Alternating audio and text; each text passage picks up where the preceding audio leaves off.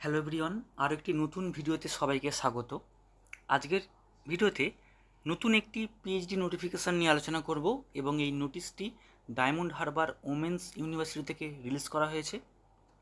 আপনারা দেখতেই পাচ্ছেন স্ক্রিনে 19 June Diamond Harbour women's university থেকে পিএইচডি নোটিশ রিলিজ হয়েছে।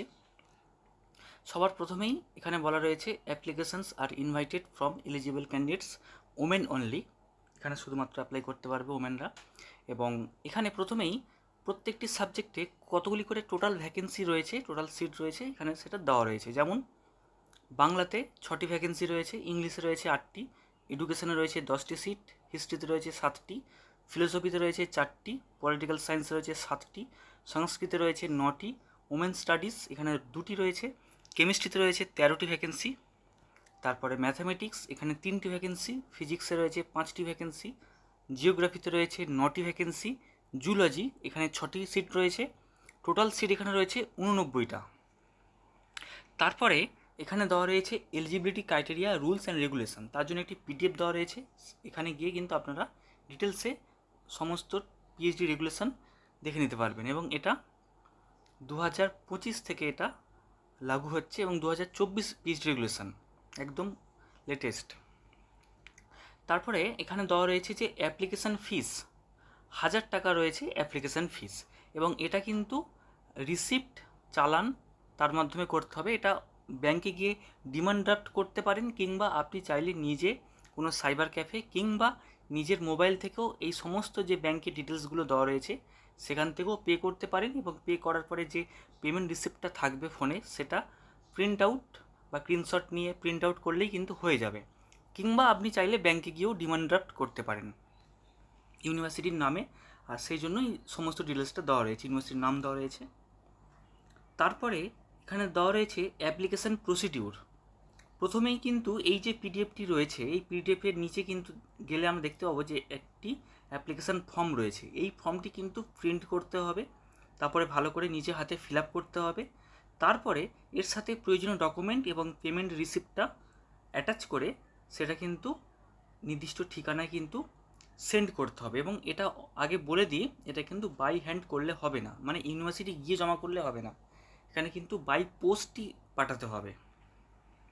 সেটা পরে এখানে লেখাই রয়েছে।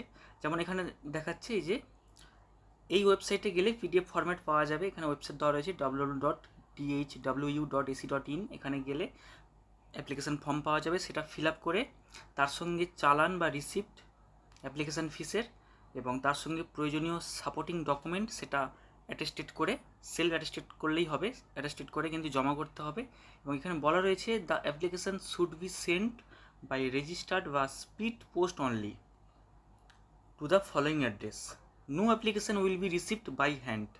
বাই হ্যান্ড কিন্তু কোনো অ্যাপ্লিকেশান রিসিভ করা হবে না। এবং কোন অ্যাড্রেসে পাঠাতে হবে সেটাও এখানে বলা রয়েছে যে diamond Harbour women's university, diamond Harbour road, সরিষা, 24 পরগনাস সাউথ। এখানে পিনকোড দেওয়া রয়েছে 743368 ওয়েস্ট বেঙ্গল। এই যে অ্যাড্রেস রয়েছে রেজিস্টারের উদ্দেশ্যে এটা কিন্তু সেন্ড করতে হবে বাই পোস্ট।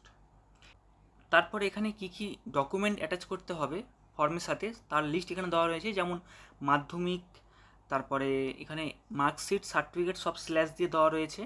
তারপরে higher secondary marksheet certificate, bachelor degree marksheet certificate, master degree marksheet certificate, MPhil যদি থেকে থাকে তার certificate, migration certificate if applicable, NET certificate, others থাকলে সেগুলো দিতে হবে, মানে কাস্ট সার্টিফিকেট যদি থেকে থাকে সেটা দিতে হবে।